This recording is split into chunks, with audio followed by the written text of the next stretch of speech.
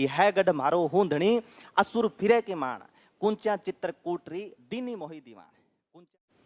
तोहफों से क्या किया, दीवार तोड़ दी, कोशिश की भी इस दीवार को फांदेंगे, फांदने के बाद में अपने अधिकार कर लेंगे।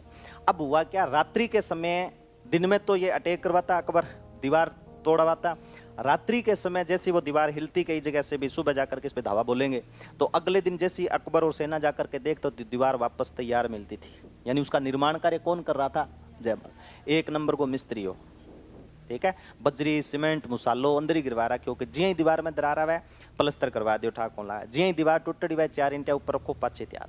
अब दिक्कत हो गई अकबर के, यार ऐसे तो जीत ही नहीं पाएंगे इसको। फिर धीरे धीरे पता करवाया, कहेंगे मैं मिस्त्री कुण पकड़ पकड़ के ले आओ। फिर मिस्त्री का पता चला कि मिस्त्री जयमल और फत्ता, ठीक है, साड़ो बने ही मैं तो दोनों अरबा दोनों ही चक रखे है। जब जयमल का नाम पता चला ना, तब अकबर ने पूछा कि जयमल कौन सा है, तब बताया गया मेड़ता का। मेड़ता का राजा कौन है, जयमल। अकबर ने कहा कि यार बिंगा मोबाइल नंबर ले आओ, उसको तो अपने भगा देंगे यहाँ से, कोई बड़ी बात नहीं है। उससे कौन सा दुर्ग लिया अपने, मेड़ता, उसको मेड़ता वापस दे देंगे। जी व्हाट्सअप नंबर आया, घंटी करी, बिन क्यों सॉरी यार जयमल गलती होगी मेरू, तू वापस चला जा मेड़ता। कौन सा ले ले वापस, मेड़ता। और चित्तौड़गढ़ दुर्ग तो तुझे दिया गया, सिर्फ चाबी है तेरे पास में, हो सकता है कोई धावा बोल करके ले भी ले, तो तू अपने प्राण क्यों न्योछावर कर रहा है, इससे अच्छा तू वापस कहाँ चला जा, मेड़ता चला जा।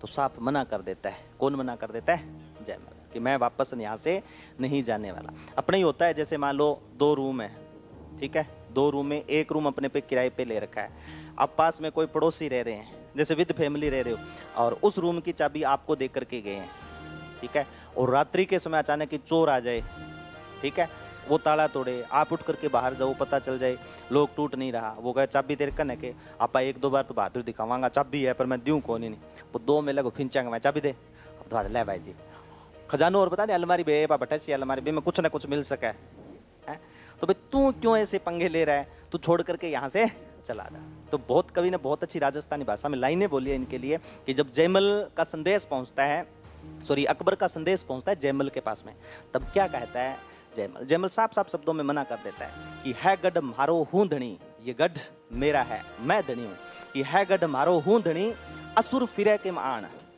कि जो शत्रु है ना वो चारों तरफ भले कैसे मंडराते रहे, कि है गढ़ मारो हूं धनी असुर फिरे के मान कुंचा चित्रकूटरी दीनी मोही दीवान।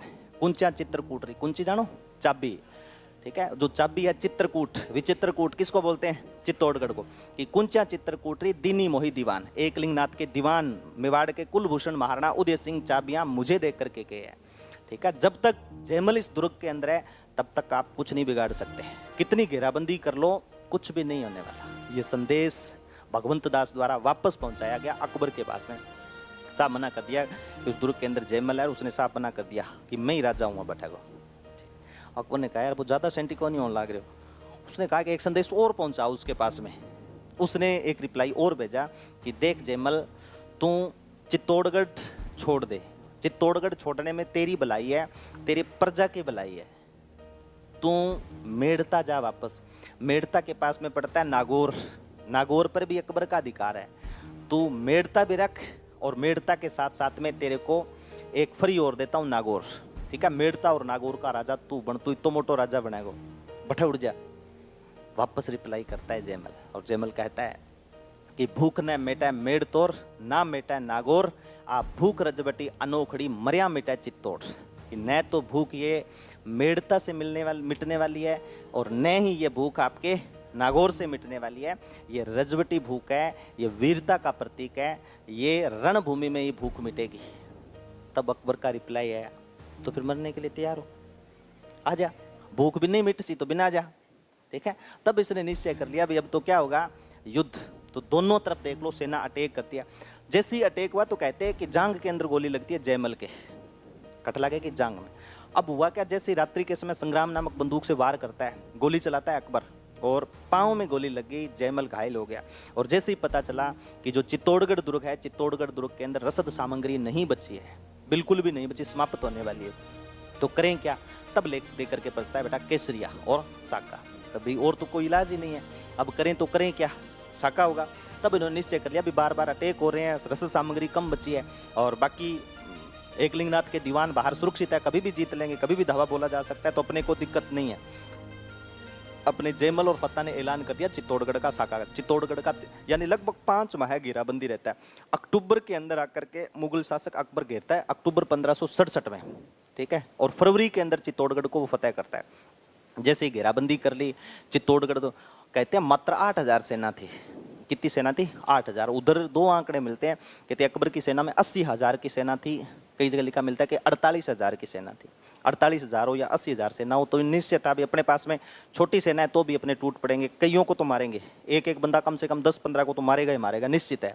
तो निश्चय कर लिया गया। अब जैसे ही केसरिया बाना वस्त्र धारण किया गया और दूसरी तरफ पूरा का पूरा परिवार शहादत होता है। और कितनी बड़ी बात है कि जयमल और फत्ता, इनका पूरा परिवार, जितने सैनिक थे, उनकी जो रानियां थी, बेग में थी, जो पुत्र वधु थी, छोटी छोटी बच्चियां थी, सभी को आके हवाले किया जाता है।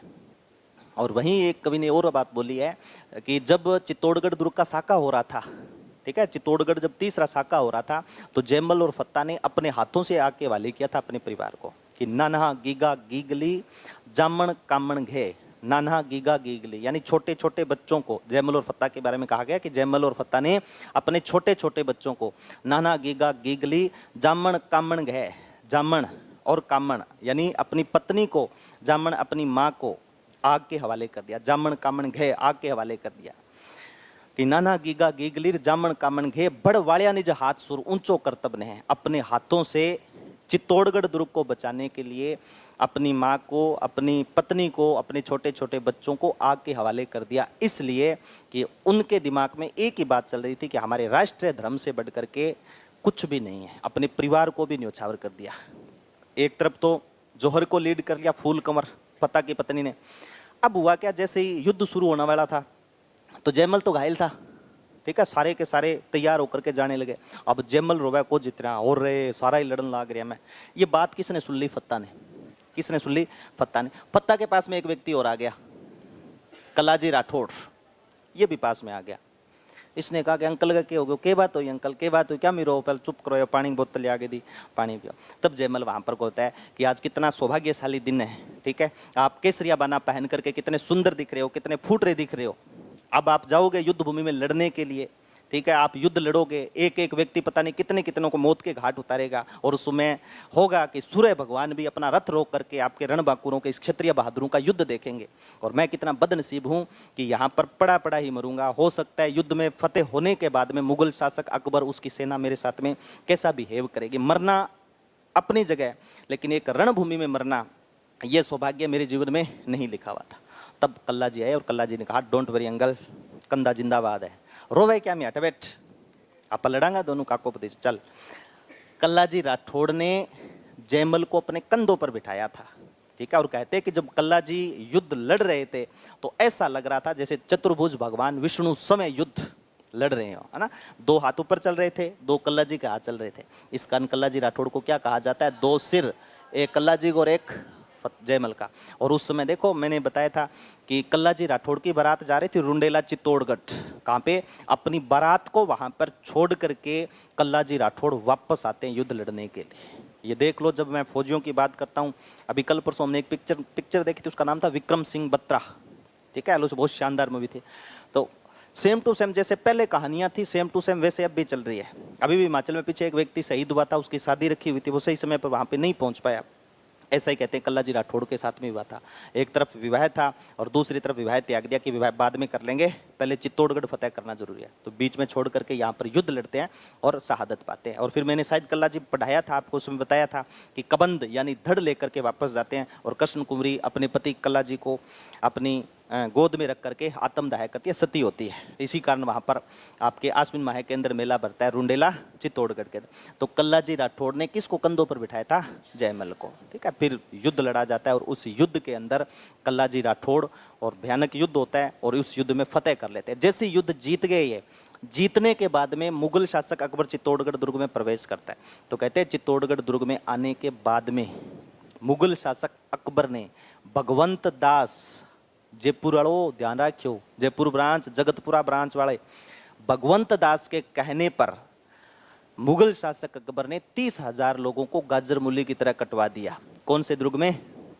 चित्तौड़गढ़ में। एक तो अलाउद्दीन खिलजी ने 30,000 लोगों को मौत के घाट उतारा और मुगल शासक अकबर ने यहाँ पर कत्लेआम करवाया। फिर पता चला इसको अकबर को कि इस युद्ध में बहादुरी दिखाई है जयमल और फत्ता ने, तो खुश होकर के मुगल शासक अकबर ने